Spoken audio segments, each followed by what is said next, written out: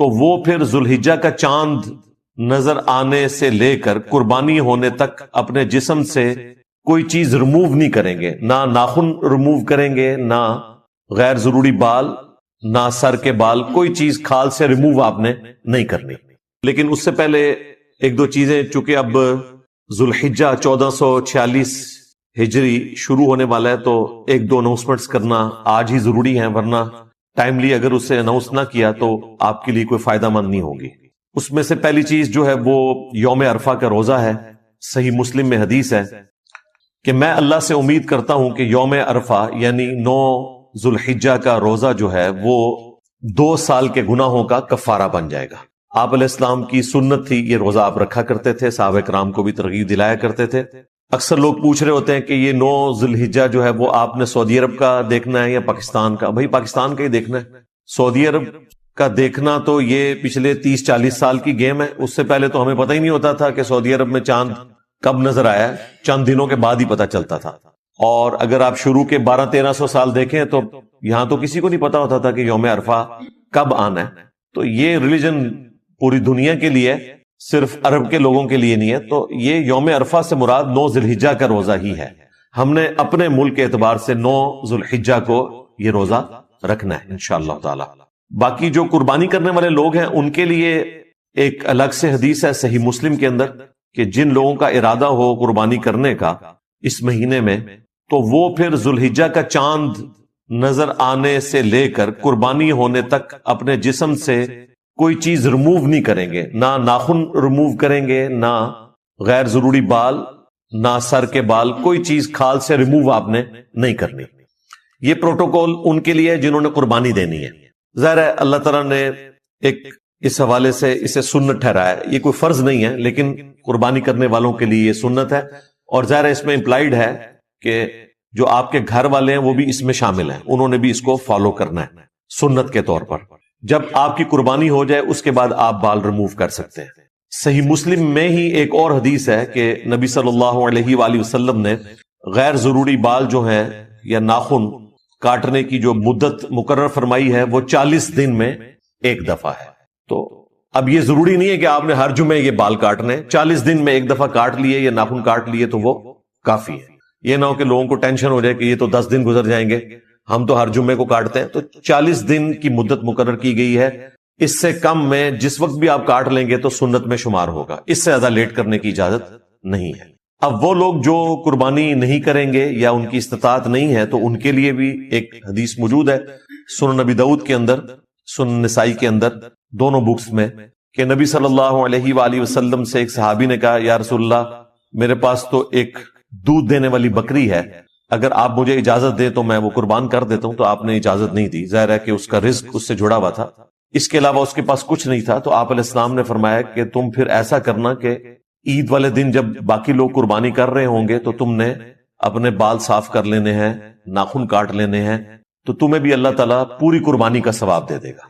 اب اس میں امپلائیڈ ہے کہ جن لوگوں نے قربانی نہیں بھی کرنی وہ بھی یکم ذوالحجہ کا چاند نظر آتے ہی اپنے جسم سے کوئی بال ریموو نہیں کریں گے، نہ کوئی ناخن کاٹیں گے، حتیٰ کہ جب ان کے قریبی علاقے میں کوئی بھی پہلی ایک قربانی ہو جائے تو اس کے بعد وہ اپنے بال کاٹ دیں، ناخن کاٹ لیں، تو اللہ تعالیٰ انہیں بھی پوری قربانی کا ثواب دے دے گا۔ یہ اللہ تعالیٰ کی رحمت ہے۔ اللہ اکبر کبیرا والحمد للہ کثیرا وسبحان اللہ بکرۃ واصیلا۔ باقی قربانی کے حوالے سے میری الگ سے ویڈیو ریکارڈ ہے، قربانی سے متعلق 50 سوالات اور بھی کافی ساری تفصیلات ہیں جو قربانی سے متعلق ہیں، وہ آج مان لی کہ میں اس کی ڈیٹیل میں جاؤں، لیکن یہ چیز بتانا ضروری تھی کیونکہ آج 27 ذی قعدہ ہے 1446 ہجری، 25 مئی 2025۔ تو ظاہر ہے کہ اگر یہ 29 کا مہینہ بھی ہوا تو منگل کی مغرب سے پہلے پہلے آپ نے ناخن کاٹ لینے ہیں اور بال جو کاٹنے والے ہیں وہ کاٹ لینے ہیں۔ پاکستان کے رہنے والے لوگوں کے لیے تو میں نے منگل کا دن بتایا، اس صورت میں کہ اگر یہ 29 کا مہینہ ہوا ذی قعدہ کا، اور احتیاط ظاہر اسی میں ہے 29 کے ہونے کے چانس بھی ہوتے ہیں۔ باقی ملکوں کے جو رہنے والے ہیں وہ اپنے مطابق اس کو دیکھ لیں گے، اور امید ہے انشاءاللہ تعالی ہماری یہ ویڈیو ایسے وقت میں اپلوڈ ہوگی کہ سعودی عرب میں رہنے والے لوگ یا انڈیا میں رہنے والے، بنگلہ دیش میں رہنے والے، ان کے پاس بھی مارجن موجود ہوگا انشاءاللہ۔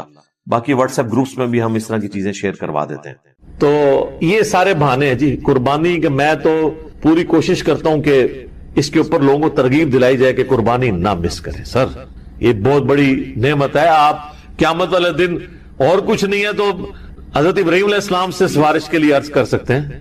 ان کی سنت کو زندہ رکھا, ان کی سنت آپ نے زندہ, سنت ابراہیمی کو زندہ رکھا. جس شخص کو اللہ تعالیٰ نے استطاعت دی ہے اسے ضرور قربانی کرنی چاہیے. میں یہ باتیں اس لیے نہیں کہہ رہا, اللہ کا شکر ہے کہ میں نے یعنی جب سے صاحب استطاعت ہوں کہ میں نے خود سے کمانا شروع کیا ہے, یعنی 15 سال سے زیادہ ہو چکے ہیں, تو میری تو کسی سال میں بھی قربانی مس نہیں ہوئی ہے. نبی علیہ السلام نے بڑے اہتمام کے ساتھ کی ہے. حتیٰ کہ آپ صحیح مسلم میں جو آپ کے آخری حج کی حدیث ہے 2950, جس میں آپ کا فرمان ہے کہ میں اپنے بعد تم میں وہ چیز چھوڑ کے جا رہا ہوں جسے مضبوطی سے پکڑ لو گے, کبھی گمراہ نہیں ہوگے, وہ اللہ کی کتاب ہے. مسلم میں جو حدیث ہے 2950 2950 2950 جابر بن عبداللہ سے, وہ بڑی رکت انگیز حدیث ہے.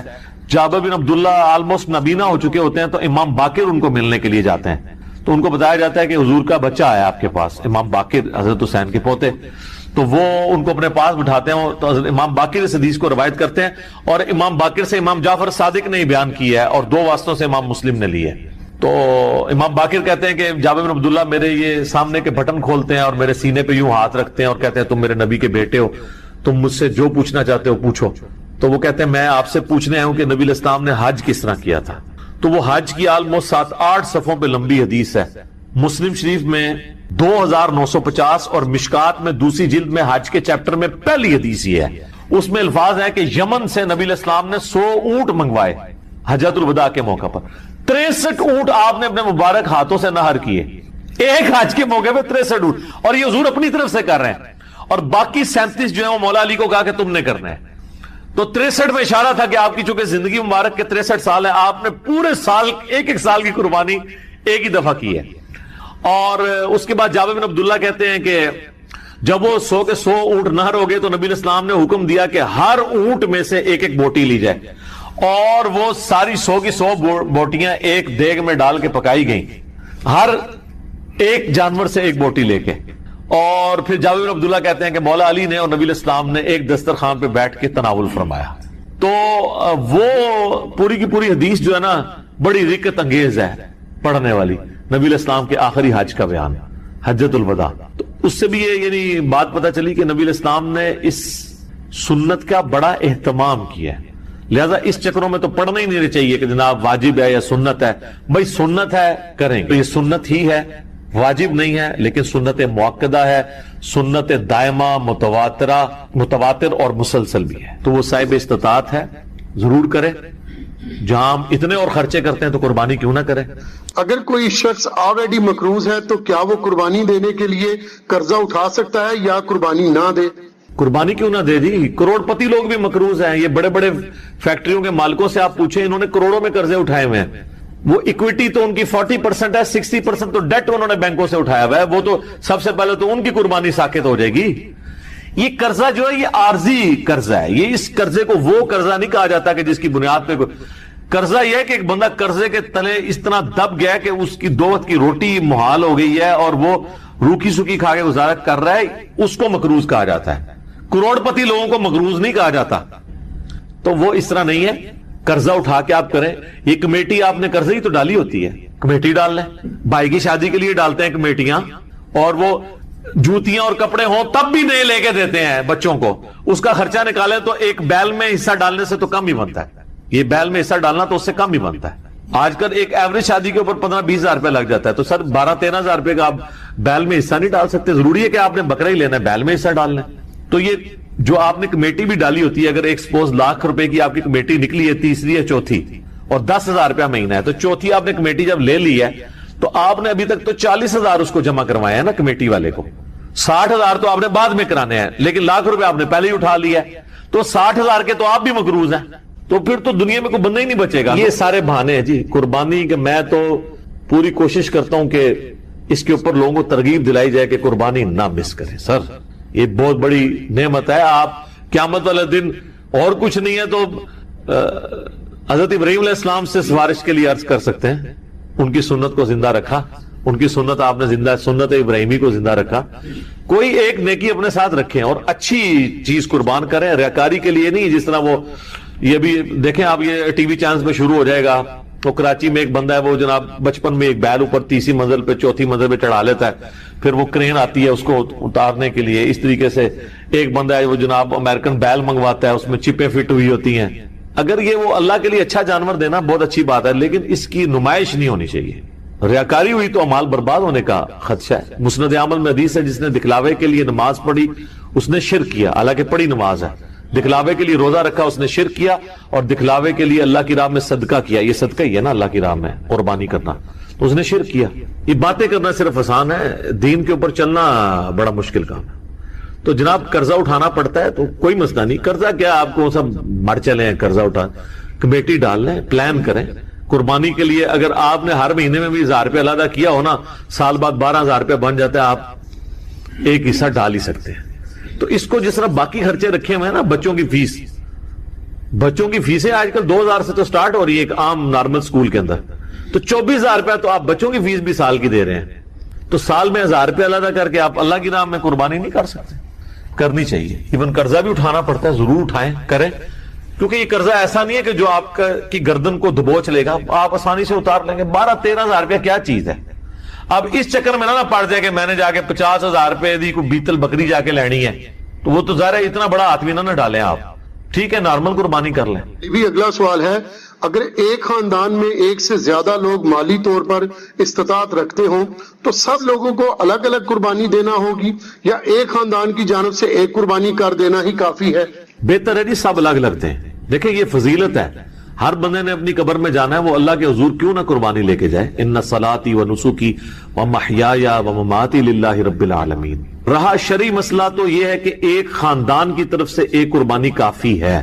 وہ سنن ابن ماجہ میں بھی اور جامع ترمذی میں حدیث موجود ہے. ابو ایوب انصاری رضی اللہ تعالیٰ عنہ سے جب پوچھا گیا تو انہوں نے فرمایا کہ ہم نبی علیہ السلام کے زمانے میں ایک خاندان کی طرف سے ایک ہی بکری قربان کیا کرتے تھے.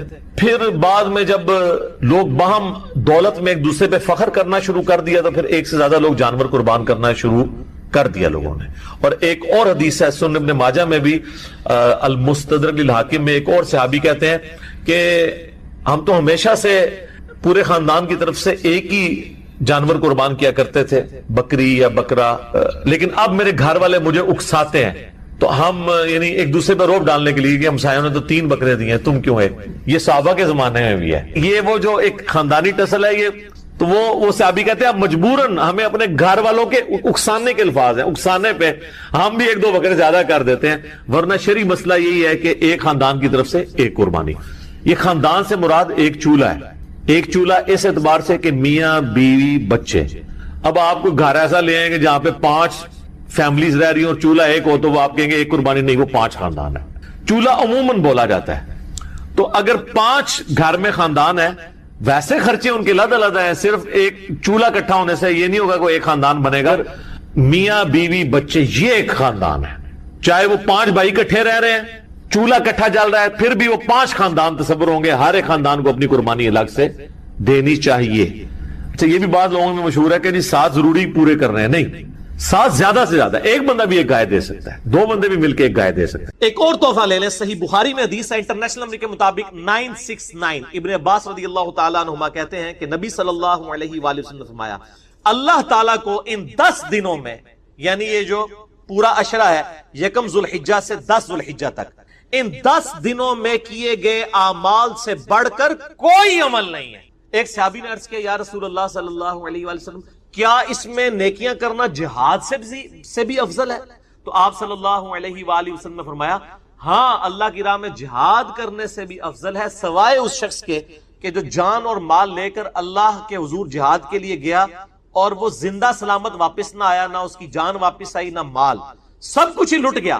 صرف وہ شخص فضیلت میں آگے سے بڑھے گا. صرف جہاد کرنے والا بھی ان 10 دنوں میں نیکیاں کرنے والے سے بڑھ نہیں سکتا.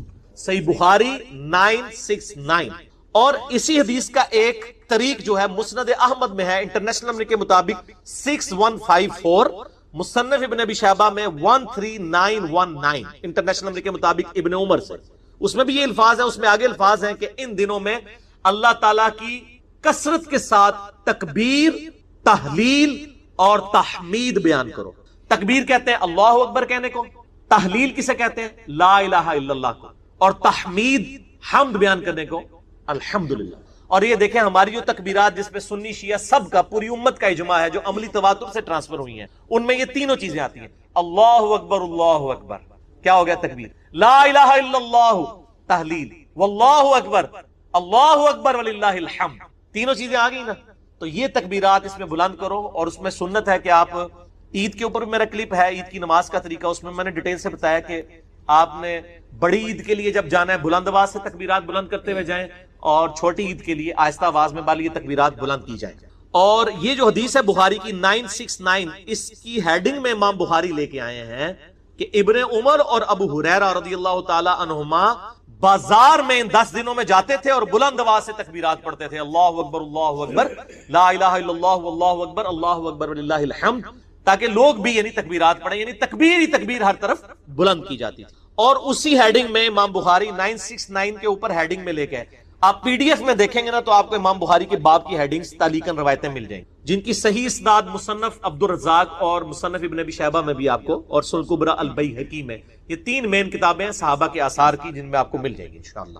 تو امام بخاری لے کے ہیں کہ امام محمد بن علی بن حسین، یہ نام ہے امام باقر کا جو امام جعفر کے والد تھے، امام محمد بن علی بن حسین بن علی، امام باقر کے بارے میں المتوفى 114 ہجری کہ وہ نوافل کے بعد بھی تکبیرات کو بلند کیا کرتے تھے ان 10 دنوں میں، ان نماز پڑھنے کے بعد بھی، وہ سنتوں کے بعد، ایک تو فرض کے بعد بھی کرنی ہے، وہ روایت بھی آ گئی ہے المصنف ابن ابی شیبہ میں انٹرنیشنل نمبر کے مطابق 5631 ہے کہ مولا علی علیہ السلام رضی اللہ تعالیٰ عنہ، ان کے بارے میں آتا ہے کہ آپ رضی اللہ تعالیٰ عنہ 9 ذو الحجہ کی فجر سے لے کر 13 ذو الحجہ کی عصر تک ان تکبیرات کو بلند کیا کرتے، جو ساری امت کرتی ہے۔ آپ دیکھتے ہیں نا کہ 9 ذو الحجہ، اور وہ یوم عرفہ سعودیہ والے کے مطابق نہیں کر رہے ہوتے ہیں، ہم اپنے مطابق کر رہے ہیں، اللہ اکبر لا الہ الا اللہ واللہ اکبر وللہ الحمد، کم از کم ایک دفعہ پڑھیں فرض کے بعد۔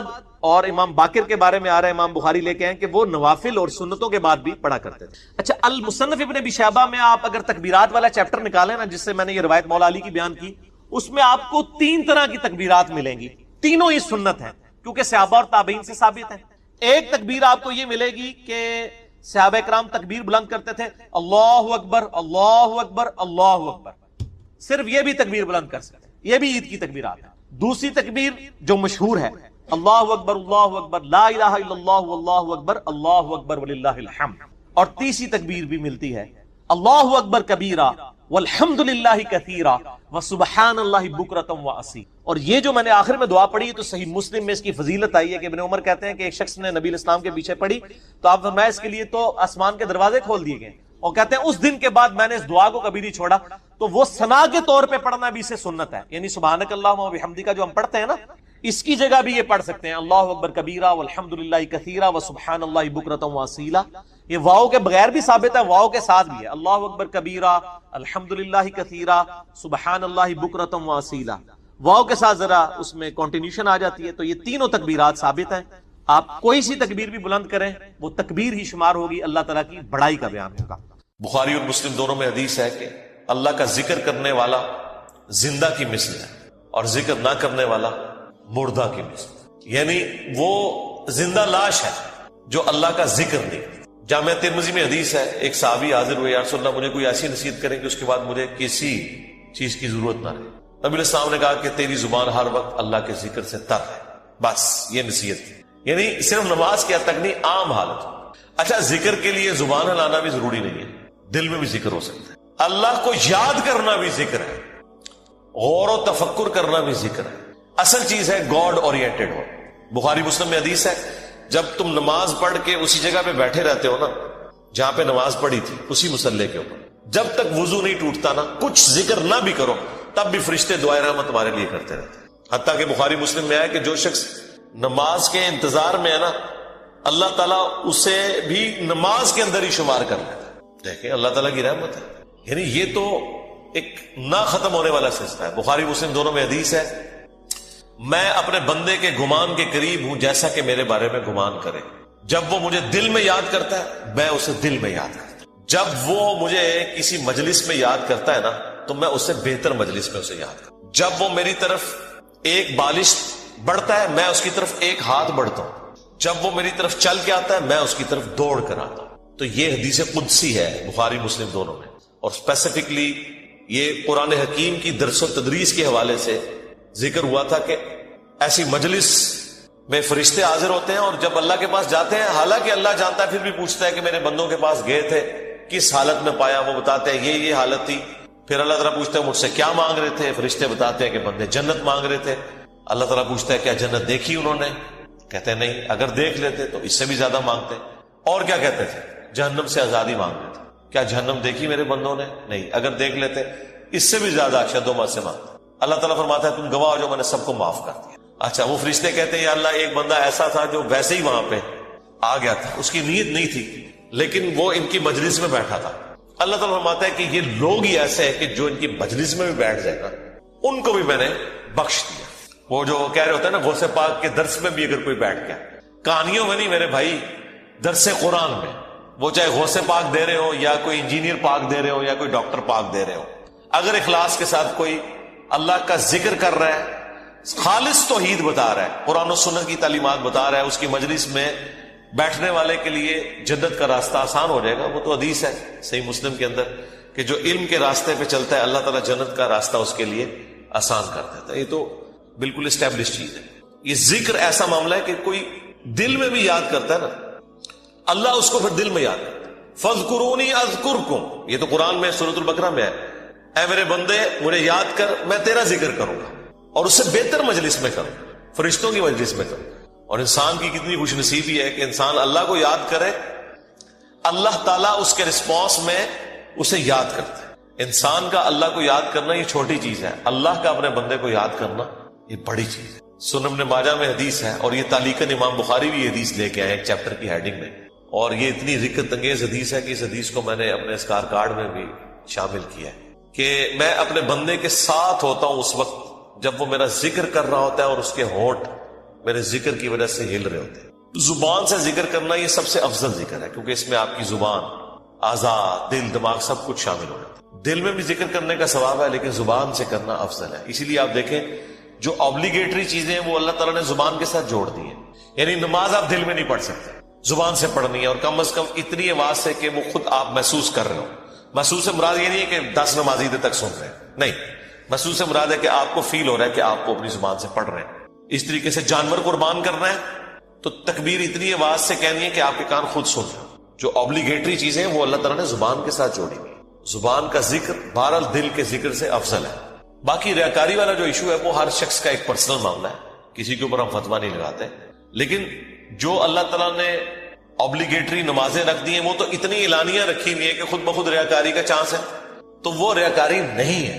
بعض اوقات شیطان کسی کو وسوسہ دلاتا ہے میں جماعت سے نماز پڑھوں گا یا مسجد میں زیادہ تر بیٹھوں گا تو باقی لوگ کہیں گے کہ جی یہ لوگ بڑا نیک ہو گیا ہے تو اس سے میرے دل میں تکبر آ جائے گا. یہ شیطانی وسوسہ ہوتا ہے نا, اس طرح نہیں سوچنا کبھی بھی. آپ نے خالص رہنا ہے. صحیح مسلم میں حدیث ہے, صحابہ کرام نے کہا یا رسول اللہ بعض اوقات ہم نیکی کا کوئی کام کرتے ہیں حالانکہ پوری نیک نیتی سے کر رہے ہوتے ہیں, یہ نیت نہیں ہوتی کہ لوگ ہماری تعریف کریں, لیکن پھر بھی لوگ تعریف کر دیتے ہیں اور وہ ہمیں اچھی بھی لگتی ہے. ظاہر تعریف کسے بری لگتی ہے, تو کیا یہ ریاکاری ہے؟ آپ نے فرمایا نہیں, یہ ریاکاری نہیں ہے, بلکہ یہ دنیا میں اللہ تعالیٰ کا انعام ہے اپنے بندے کے لیے کہ کسی بندے کی تعریف کوئی کرتے. لیکن دوسری طرف نبی علیہ السلام نے اس بندے کے لیے یہ کہا ہے کہ کسی کے منہ پہ ایسی تعریف نہیں کرنی ہے کہ وہ تکبر کے اندر مبتلا ہو جائے. جس کی ہو رہی ہے اس نے خواہش کا اظہار نہیں کرنا کہ لوگ میری تعریف کریں. تو یہ باریک سے فرق ہوتے ہیں جس کی وجہ سے بعض اوقات شیطان, میں نے کئی لوگوں کو سنا ہے کہ جی ہم نے داڑھی رکھ لی تو پھر لوگ مسائل پوچھیں گے, لوگ ہمیں نیکوکار کہیں گے, اس لیے جی ہم داڑھی نہیں رکھ رہے. پھر وہ قرآن و حدیث سے سب سے بڑی دلیل دینا شروع کر دیتے ہیں کہ ڈاکٹر اقبال کی بھی داڑھی نہیں تھی. قرآن و حدیث ان کے نزدیک یہ ہے کہ ڈاکٹر اقبال کی داڑھی نہیں تھی, اور پوری زندگی ڈاکٹر اقبال کو یاد کرتے کرتے مر جاتے ہیں. اللہ کے نبی علیہ السلام کو پس پش ڈال دیتے ہیں. کئی لوگ ہیں وہ کہتے ہیں کہ جی وہ جی ہاں نبی علیہ السلام خواب میں زیارت کروا کے خود منو ایک بار بھی کہہ دینا میں داڑھی رکھ لینی, تو میں ان کو کہتا ہوں وہ 1400 سال پہلے کہہ کے گئے بھائی. اور اس سے بھی بڑھ کر اللہ قرآن میں کہہ گیا سورہ النساء کی آیت نمبر 119 کہ یہ شیطان کا راستہ ہے, کہ شیطان کہے گا اس نے یہ وعدہ کیا تھا اپنے رب کے ساتھ، وَلَآمُرَنَّهُمْ فَلَيُغَيِّرُنَّ خَلْقَ اللَّهِ، اے اللہ میں تیری مخلوق کو ابھاروں گا کہ وہ تیری بنائی ہوئی تخلیق کو بدل دیں گے۔ تو یہ تخلیق اللہ نے دی تھی مرد کے لیے، اتنی داڑھی رکھنا کہ جسے عرف عام میں داڑھی کہا جائے یہ مرد کے لیے اوبلیگیٹ۔ تو ہر بندے نے کوئی نہ کوئی اپنے لیے لیم ایکسکیوز رکھا ہوا ہوتا ہے۔ تو میں ان کو بھی کہتا ہوں بھائی 1400 سال پہلے حکم ہو چکا ہے بھائی، اب کس حکم کا آپ انتظار کر رہے ہیں؟ تو بعض اوقات شیطان یہ بھی وسوسہ دلاتا ہے کہ جی اگر میں جماعت سے نماز پڑھوں گا تو لوگ کہیں گے یہ بڑا نیکوکار ہے لہٰذا میں گھر میں ہی پڑھ لیتا ہوں۔ نہیں بھائی، جو فرض چیزیں وہ آپ نے حکم پہ عمل کرنا ہے، اپنی عقل کو اس میں دخل نہیں دینا۔ اب داڑھی بھی سامنے نظر آ رہی ہے، داڑھی تو ظاہر چہرے پہ رکھی جائے گی نا، پیٹ میں تو صرف بزرگوں کی داڑیاں ہوتی ہیں، ہاں بابوں کی، اور جو کتابوں کے ماننے والے ہیں ان کی داڑھی تو باہر ہوتی ہے، وہ تو سامنے رکھنی ہوگی۔ اسی طریقے سے نماز بھی لوگوں کے سامنے ہی پڑھنی پڑے گی جماعت سے۔ یہ تو ہو ہی نہیں سکتا کہ آپ کہ میں نے جماعت سے نماز نہیں پڑھنی، یہ گنہگار ہوں گے۔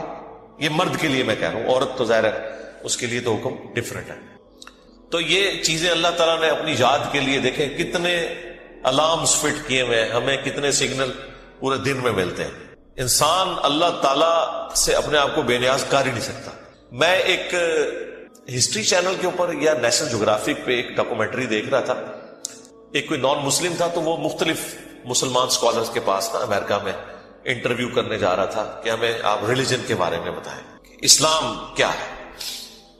تو وہ امریکہ میں ایک شیعہ عالم تھے، ینگ تھے، اس سے جب اس نے سوال کیا نا کہ اسلام کیا ہے تو اس نے کہا اسلام خدا کے گرد سینٹرڈ ہے، بس کہ ہر وقت خدا آپ کے سامنے ہونا چاہیے، یہ اسلام کی بیسک ڈیفینیشن۔ واقعی اس طرح یہی بات ہے۔ اسلام کیا ہے؟ ٹو سبمٹ یور ول، اللہ کے سامنے سر تسلیم خم کرنا۔ اچھا اب یہ بات مجھے بھی پتا، لیکن جب میں نے اس بندے کے منہ سے یہ بات سنی نا، پھر میں نے غور کرنا شروع کیا۔ اس نے کہا کہ ہر وقت اللہ آپ کے سامنے ہونا چاہیے۔ تو پھر میں نے سوچا واقعی یار اسلام تو ہے ہی سینٹرڈ اراؤنڈ گاڈ ہے، صبح سے لے کر شام تک ہر چیز خدا کے گرد گھومتی ہے۔ صبح اٹھ کے آپ پہلا جملہ کیا بولتے ہیں؟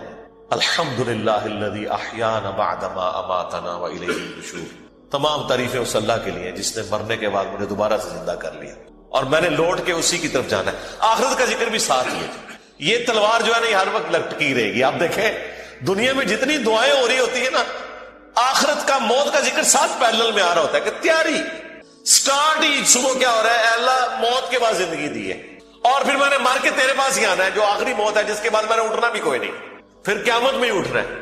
یہ سٹارٹ ہو رہا ہے۔ نماز پڑھیں گے، وہ تو ذکر کی اعلیٰ ترین چیز، واقعی میں صلاۃ لذکری، میری یاد کے لیے نماز کو قائم رکھنا، اور نماز کے بعد بھی اذکار، نماز کے اندر بھی اذکار، مسجد میں جانے کی دعا وہ بھی گاڈ اورینٹڈ، مسجد سے نکلنے کی دعا، ٹوائلٹ گئے ہیں تو اس میں جانے کی دعا، اس سے نکلنے کی دعا، پھر گھر سے نکلے ہیں پھر اللہ کو یاد کر کے نکلے ہیں، جہاں جا رہے ہیں اپنا کوئی کام سٹارٹ کر رہے ہیں تو اللہ کے نام سے سٹارٹ کر رہے ہیں، اور ساتھ یہ ٹینشن لگی ہوئی ہے کہ فجر تو پڑھ لی ہے، اب زور کا وقت اتنے بجے ہے، اپنے آپ شیڈیول کو سیٹ کرتے ہیں تاکہ میں جماعت سے نماز پڑھ سکوں۔ تو بس جو یہ شیڈیول طے کر رہا ہے نا وہ بھائی فجر سے لے کے زور تک نماز کی حالت میں ہے، کیونکہ وہ نماز کے انتظار میں بیٹھا ہے۔ نماز کے انتظار میں بیٹھنے کے لیے مسجد میں بیٹھنا ضروری نہیں ہے، کوئی اپنے آفس میں بھی بیٹھا ہے نا اس انتظار میں کہ میں نے نماز کے لیے جانا ہے، وہ نماز کے انتظار میں بیٹھا ہوا ہے، پھر نماز کا وقت آ جاتا ہے، پھر بازار میں جانے کی دعا، سواری پہ بیٹھے ہیں تو اس پہ دعا، وہ ساری دعائیں ذرا آپ پڑھیں، کوئی بزرگ بابا آپ کو ان دعاؤں میں نظر نہیں آئے گا۔ خدا سے شروع ہو کے خدا بھی ختم۔ یہ کائنات سینٹرڈ اراؤنڈ گاڈ ہے۔ ہماری زندگی کا مقصد خدا کی پہچان ہے، انبیاء کے دنیا میں آنے کا مقصد خدا کی پہچان ہے، ہر چیز خدا کے گرد گھومتی ہے۔ یہ اصل میں اللہ کو مطلوب انسان ہے جو سینٹرڈ اراؤنڈ گاڈ۔ تو آپ اس کے ذرا ٹیسٹ کو فیل کریں۔ الذین آمنوا، جو لوگ ایمان لائے، وتطمئن قلوبہم بذکر اللہ، اور مطمئن ہوتے ہیں ان کے دل اللہ ہی کی یاد سے۔ الا بذکر اللہ تطمئن القلوب، آگاہ ہو جاؤ کہ دلوں کا سکون ہے ہی اللہ کی یاد میں۔ یہ اللہ تعالیٰ نے سکون رکھے اس کے اندر۔ سکون سے مراد یہ نہیں ہے کہ دنیا میں آپ کو کوئی پریشانی نہیں آئے گی، اگر یہ مطلب ہو تو انبیاء کرام نے تو سب سے زیادہ بے سکونی دیکھی، ہر آزمائش اللہ تعالیٰ نے ان کے اوپر ڈالی ہے اور وہ ثابت قدم رہے۔ مراد یہ کہ اگر کوئی آزمائش آئے گی تو وہ برداشت کرنا آسان ہو جائے گی۔ پھر دنیا حسنہ کیا ہے کہ دنیا میں اگر تکلیف بھی آئے تو صبر آ جائے گا کہ اللہ کی مرضی، انا للہ و انا الیہ راجعون۔ دیکھیں تکلیف میں بھی آپ کو یہ دعا سکھا دی گئی۔ ادھر بھی موت ہے، اے اللہ ہم تیری طرف سے آئے تھے ہم نے بھی تیرے پاس ہی آ جانا ہے واپس. تو یہ تکلیف جو آئی ہے نا, یہ بھی تو ایک نہ ایک دن ختم ہو جانی ہے. بڑی سے بڑی تکلیف بھی اس دن تو ختم ہو جانی ہے جس دن انسان کو موت آنی ہے. بیمار تھا تو جب بندہ ہی ختم ہو گیا تو بیماری بھی ختم ہو گئی. تو دیکھیں ہر جگہ گاڈ اورینٹڈ, اللہ کی طرف متوجہ رہنا. تو اس کے لیے اللہ تعالیٰ نے آپ کو پورا جو شیڈیول دیا ہوا ہے. ابھی تو یار ان لوگوں نے ہماری نمازوں کے مزے خراب کر دیے ہیں. کاش آپ کے اوپر وہ دریچہ کھل جائے جو ایک بند دریچہ ہے, وہ سال میں ایک دفعہ کھلتا ہے قیام اللیل کی شکل میں. لیکن اگر آپ امیجن کریں کہ دنیا میں جتنی بھی مساجد ہیں ان کے اندر جہری نمازوں میں قرآن الف لام میم سے شروع ہو کے یا سورہ فاتحہ سے شروع ہو کے والناس تک پورا سال چلے, ایک ایک رکوع ایٹ لیسٹ ایک ایک رکوع, کتنا ٹائم لگ جائے گا؟ اگر یہ نماز 7 منٹ میں ختم کرتے ہیں وہ 20 منٹ میں ہو جائے گی یا 15 منٹ میں. ایک رکوع مغرب کے اندر پہلی رکعت میں, دوسرا رکوع مغرب کی دوسری رکعت میں, پھر عشاء کی رکعت میں اس سے اگلے والا رکوع, اور اس کی دوسری رکعت میں اس سے اگلا, اور اس طریقے سے فجر میں. یہ 6 رکعتیں جو ہیں آپ کی جہر, 2 مغرب 2 عشاء اور 2 فجر, ان میں قرآن پورے سرکل میں چلتا رہے. آپ کو عربی آتی ہے نہیں آتی اس سے کوئی فرق نہیں پڑتا. آپ کا اسمارٹ فون آپ کے ہاتھ میں ہو اور ترجمے والا قرآن آپ نے اس پہ کھولا ہوا ہو. میں نے تو اس کا ثبوت بھی دے دیا بخاری سے کہ ذکوان تابعی حضرت عائشہ کا غلام تھا جو انہیں قیام اللیل رمضان میں کروایا کرتا تھا. وہ حافظ نہیں تھا تو وہ مصحف ہاتھ میں پکڑتا تھا, اما عائشہ اس کے پیچھے رمضان کا قیام کرتی تھی. اس کا مطلب ہے سننے میں زیادہ آسانی اور مزہ آتا ہے بجائے خود پڑھنے کے. تو یہ حدیث امام بخاری نے ایک چیپٹر کی ہیڈنگ میں لیا اور اس کی پوری سند سنن کبری البیہقی اور مصنف ابن ابی شیبہ میں موجود ہے. بلکہ مصنف ابن ابی شیبہ میں تو یہاں تک ہے کہ انس بن مالک اور باقی صحابہ کے بارے میں کہ انہوں نے پیچھے قرآن اٹھایا ہوتا تھا, سامنے حافظ کھڑا ہوتا تھا اور وہ سنتے بھی تھے دیکھ کے, اور اگر کہیں غلطی ہوتی تھی تو غلطی کو پکڑتے تھے. اور اٹھانے کا فائدہ یہ ہے کہ کنسنٹریشن آپ کی رہتی ہے. انہوں نے کتنا ظلم کیا کہ ہم سے قرآن چھین لیا. مغرب عشاء اور فجر کی نمازیں واللہ اس لیے نہیں تھی کہ آپ نے صرف رکعتیں پوری کرنی ہے, یہ آپ کے اندر فیول ڈالنا تھا کہ جب آپ جہرن قرآن سنیں گے تو آپ کی پروگرامنگ ہوتی رہے گی. ہم کیا سنتے ہیں, وہی رٹی رٹائی آخری 10 صورتیں یا چند صورتوں کی آخری آیات, سورہ بقرہ کی آخری آیات, سورہ حشر کی آخری آیات, وہی جو مولویوں نے رٹی ہوئی ہے. یار اگر حافظ قرآن نہیں بھی آپ کا امام مسجد, کوئی مسئلہ نہیں, وہ مصحف اٹھا کے پڑھ لے, کوئی مسئلہ نہیں. قرآن دیکھ کے تو پڑھنا اس کو آتا ہے نا, قاری ہے, مصحف اٹھا کے پڑھے. لیکن آپ ذرا امیجن کریں کہ آپ کی نماز کا لیول کیا ہوگا کہ آپ کو اگلی نماز کا انتظار رہے گا کہ بھئی, اور آپ یہ کوشش کریں گے کہ آپ کی نماز نہ چھوٹے, وہاں سے رکوع اگلا سٹارٹ. بلکہ میں تو کہتا ہوں گورنمنٹ لیول پہ یہ ہونا چاہیے کہ ایک اجتماعی نظم کوئی قائم کرے, اجتماعی نظم ہو پورے ملک میں. عید کی رات کو اگلا قرآن سٹارٹ ہو جائے, گورنمنٹ کی طرف سے شیڈیول ہو کہ بھئی اب یہ اگلا قرآن سٹارٹ ہو گیا, اتنے رکوع ہیں, 6 رکوع کور ہوتے ہیں نا. اگر آپ 6 جہرن رکھتے رہے تو آلموسٹ کوئی 520 کے قریب رکوع بنتے ہیں. ان کو ڈیوائڈ کر لیں تو پورے ملک کے اندر ختم قرآن بھی ایک ہی دن ہو رہا ہو, شمسی اعتبار سے رکھ لیں, تاکہ کوئی شخص دوسرے شہر میں بھی چلا گیا ہے اسے یہ یقین ہو کہ ہاں جی میں فلاں مسجد میں جاؤں گا تو شیڈیول ایک ہی چل رہا ہے. یہ ہم نے دنیاوی کئی معاملات میں اپنے آپ کو مینج کیا ہوا ہے اس طریقے سے. دیکھ لیں KFC آپ امریکہ سے کھائیں, آپ سعودیہ سے کھائیں, آپ جیلوں میں بیٹھ کے کھائیں, آپ کی آنکھوں میں پٹی بندھی ہوئی ہو, آپ کھا کے بتا دیں گے کہ آپ KFC کا چکن کھا رہے ہیں. اس سے قطع نظر کہ آپ دنیا میں کہاں بیٹھے ہوئے. 66,000 آؤٹ لیٹس ہیں ان کی دنیا میں. یہ بھی پرانا فگر ہے, اب تو پتہ نہیں اس سے زیادہ ہی نہ ہوگی ہو. ایک ذائقہ دیا نا پوری دنیا کے اندر. اس طرح کے کئی شیڈیول ہیں, اور اگر یہ تھوڑی سی ایفرٹ پٹ کر لی جائے تو سرکار آپ کو کوئی اپنے بچوں کو توحید سکھانے کی ضرورت نہیں ہے. توحید خود بخود وہ سیکھ جائیں گے. پورے دورہ قرآن بھی نہیں ہوگا, انہیں پتا چل جائے گا کہ سب کچھ فراڈ چل رہا ہے. قرآن تو کوئی اور ہی بات کرتا ہے. یہی وجہ ہے کہ جو غیر مسلم ملکوں میں لوگ جاتے ہیں نا, وہاں جب ان کا نان مسلم لوگوں سے واسطہ پڑتا ہے تو پھر ان کو بھی تھوڑی شرم آتی ہے کہ یار وہ جب پوچھتے ہیں ہاں جی اسلام کیا ہوگا, ہم تو پتہ ہی کچھ نہیں. پھر قرآن ترجمے سے پڑھتے ہیں تو آپ دیکھتے ہیں کہ یہاں داڑھی بھی نہیں ہوتی, وہاں سے داڑھی بھی رکھ کے آ جاتے ہیں, نماز بھی شروع کر دیتے ہیں, قرآن بھی پڑھ لیتے ہیں اور گمراہ بھی ہو جاتے ہیں. یعنی ادھر والوں کی نظر میں وہ کہتے ہیں یہ کیا کہانیاں تم لوگوں نے دین, قرآن میں تو یہ کچھ اور لکھا ہوا ہے. تو اگر یہ شیڈیول گورنمنٹ کر دے, یہ کوئی مشکل کام ہے مجھے بتائیں. چلے پردہ رکھنے کے لیے اگر کوئی جعلی حافظ بھی ہے, گورنمنٹ کہہ دے کہ ٹھیک ہے جی مصحف اٹھائیں, مصحف اٹھا کے پڑھیں, پردے کا پردہ رہ جائے گا. اگر کسی کو یہی ہے کہ میں تو حافظ بن کے یہاں بھرتی ہوا تھا, ہے کوئی نہیں تھا, کوئی مسئلہ نہیں ہے. مصحف اٹھا کے پڑھیں. پیچھے بھی لوگ ایئر فلائٹ موڈ میں دیکھیں اور ترجمے والا قرآن کھولیں. جب قرات ہو رہی ہوتی ہے اتنا آپ کو ٹائم مل جاتا ہے کہ آپ عربی اور نیچے ترجمہ بھی دیکھ سکتے ہیں. ویسے آپ اگر کوشش کریں نا کہ میں 6 رکوع روز کے ایک جگہ بیٹھ کے ترجمے سے پڑھوں, پھر پڑھ بیٹھے دوسری, کوئی نہ کوئی کام آپ کے آڑے آ جائے گا, کوئی نہ کوئی مصروفیت آڑے آ جائے گی. اسی لیے اللہ تعالیٰ نے اس کو نماز کا حصہ بنایا ہے. یہ لوگ پوچھتے ہیں کہ جی جہرن نمازیں کیوں ہیں؟ لو سن لو پھر اس واسطے کہ جہرن کہ قرآن کے ذریعے پروگرامنگ آپ کی ہوتی رہے, آپ قرآن سنتے رہے. اور ابھی تو میں آپ کو یہ بتا ہی نہیں رہا کہ نبی علیہ السلام کی نماز کتنی لمبی ہوتی تھی. فجر کی ایٹ لیسٹ 40 منٹ کی آپ کی فجر کی نماز ہوتی تھی. جی ہاں, میں تو ایک ایک رکوع کی بات کر رہا ہوں, وہاں تو پاؤ یا آدھا پارا پڑھنے کی بات ہے یا پارا پڑھنے کی بات ہے. چلے وہ نہیں ہے, ایک رکوع بھی کسی کی ہدایت کے لیے کافی ہے بھائی. 6 رکوع تو کور ہو گئے نا. 6 رکوع کا مطلب ہے کہ ایک پاؤں سے زیادہ اس کا پارا ہو گیا. ہر 4 دن کے اندر ایک پارا ختم ہو جایا کرے گا, ہر 4 دن کے اندر ایک پارا.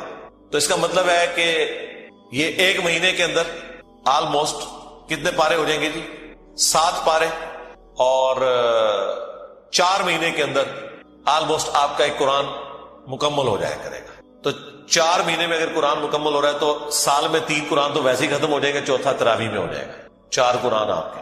تو سرکار ایک سال نہیں, ایک دفعہ بھی قرآن سے کوئی گو تھرو ہو گیا.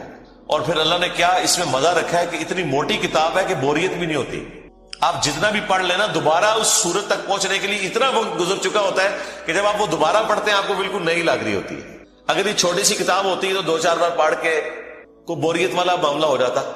لیکن اللہ تعالیٰ نے یہ چیز بھی رکھی, اتنی موٹی کتاب اور ایک ایک سورت میں ایسی ملٹی ڈائریکشنل چیزیں رکھ دی ہیں, واقعات علیحدہ سے رکھ دیے, حکمت کی باتیں الگ سے رکھ دی, آخرت کا ذکر علیحدہ سے رکھ دیا, ہر اعتبار سے اس میں ٹیسٹ رکھا.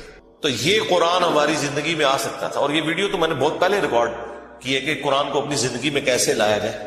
میرے نزدیک تو اس کے علاوہ کوئی چارہ نہیں. یاد رکھیں, جو چیز آپ اپنی روٹین میں لانا چاہتے ہیں نا کہ آپ اسے روزانہ کریں, تو پھر آپ اسے زندگی کی اس چیز کے ساتھ جوڑ دیں جس کے اوپر آپ کی 0 ٹالرنس ہے, تو وہ آپ کی زندگی کا حصہ بن جائے گی. مثلا بڑے لوگ پوچھتے ہیں بڑی کوشش کی تھی 1 مہینے تک واک کرتے رہے فجر کے بعد, بس پھر بعد میں نہیں واک ہو سکی, ٹائم ہی نہیں ملتا.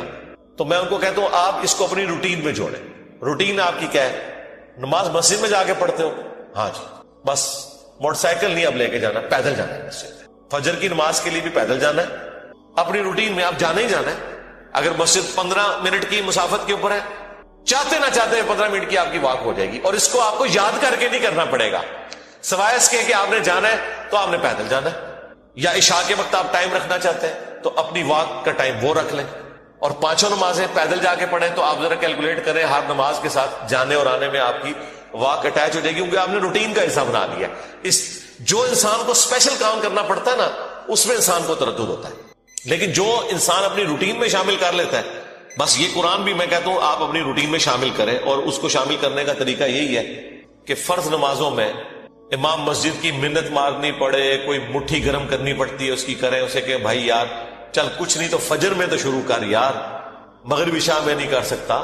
میں آپ کو بتاؤں, ہمارے اسلام آباد میں پنڈی میں ایک مسجد ہے, وہ روٹین کے ساتھ پچھلے کئی سالوں سے ان کی فجر کی نماز میں آلموسٹ 1 پاؤ قرآن کور کرتے ہیں, اور پورا سال ان کا قرآن چلتا رہتا ہے. سب کو پتا ہوتا ہے کل یہاں سے شروع ہو رہے ہیں, لوگ پڑھ کے آتے ہیں گھر سے بھی, ایک وہ اس کا ٹیسٹ فیل کرتے ہیں. تو یہ تو مسلسل آپ کی روٹین میں جب قرآن آئے گا تو یہ وہ سارے گناہ, وہ ساری برائیاں جن کو چھوڑنے کے لیے آپ کو ایک ایفرٹ پٹ کرنی پڑتی ہے, وہ آٹومیٹکلی آپ کی زندگی سے نکلتی چلی جائے گی. جس طرح آپ نے دیکھا کہ بعض لوگ ایسے ہوتے ہیں, بڑی ان کی شانہ زندگی ہوتی ہے, لیکن کبھی ان کے اوپر کوئی غم کی کیفیت ٹوٹتی ہے, بالکل بھی زندگی میں سادگی آ جاتی ہے. پھر آہستہ آہستہ وہ دنیا سے ریٹائر ہونا شروع ہو جاتے ہیں, ایک غموں کا پہاڑ گرتا ہے, آخرت اورینٹڈ ہو جاتے ہیں آہستہ آہستہ آہستہ آہستہ. اگر آپ خدا کے ساتھ اٹیچ ہو جائیں گے, قرآن کے ساتھ اٹیچ ہو جائیں گے, تو ایٹ لیسٹ گناہ کا تو تصور بھی دور کی بات ہے, آپ اس طرف جانے کا سوچیں گے بھی, کیونکہ ہر وقت یہ آخرت کی یاد دلانے والی چیز آپ کے سر کے اوپر لٹکتی رہے گی. قرآن کی تلاوت سے دلوں کا زنگ کیوں دور ہوتا ہے؟